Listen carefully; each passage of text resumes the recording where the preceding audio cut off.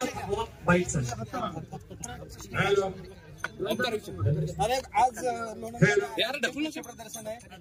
राष्ट्रवादीचा बालेकिल्ला हा सातारा जिल्हा मानला जातो आणि त्यानंतर आज चिन्ह केल्यानंतर पहिल्यांदा लोणंदला काय वाटतं एकूणच लोकांचा कसा प्रतिसाद काय वाटतं इथं आल्यानंतर लोकांना जेव्हा मी भेटलो आणि तसंच गाडीतून जात असताना लोकांच्या चेहऱ्यावरच्या हावभाव बघितल्यानंतर पवार साहेब आणि पुरोगामी विचारावर प्रेम करणारा हा सगळा परिसर आहे. लोकांमध्ये बदल काही झालेला नाही, काही प्रमाणात नेत्यांमध्ये नक्कीच झालाय आणि येणाऱ्या सर्व लढती कदाचित असं दिसतंय की नेते विरुद्ध सामान्य लोक आणि सामान्य लोकांचं प्रतिनिधित्व करणारे जे नेते जसं आदरणीय पवार साहेब यांच्यामध्ये ही लढत होणार आहे. इथं येऊन घरी आल्यासारखं वाटतंय. आता सूर आता सुरू होईल अशा पद्धतीचं एक वक्तव्य केलं होतं, काय त्याच्याबद्दल सांगाल? त्या वक्तव्याचा निषेध अनेक सामान्य लोकांनी केलेला आहे. खरं तर हे बदललेले दादा हे काय आम्हाला ओळखू येत नाहीत. पूर्वीचे दादा हे वेगळे दादा होते.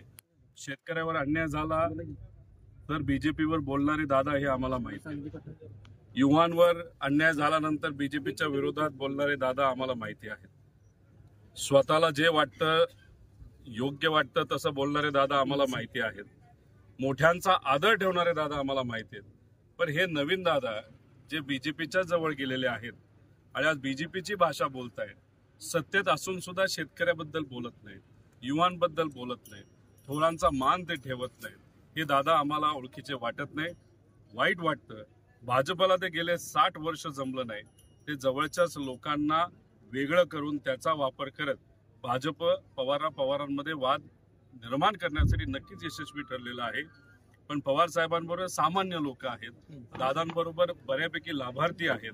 त्यामुळे हा जो लढा आहे तो सामान्य लोक लाभार्थी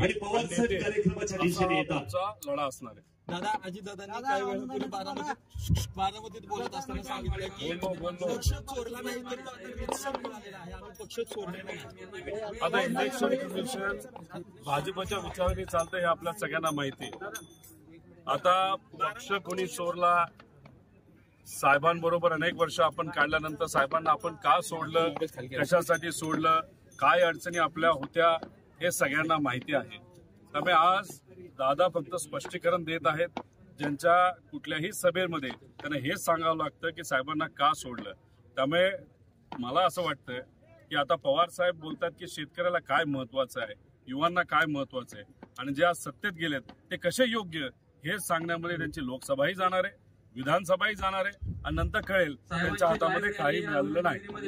बारामतीमधून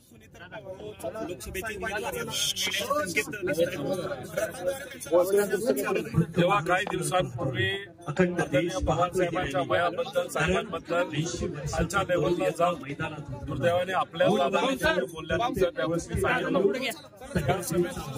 एकच कुठेतरी अंदाज घरातूनच कोणी ना कोणीतरी लढेल स्पष्ट होत चाललंय. सुमित्रा वहिनी या लढणाऱ्या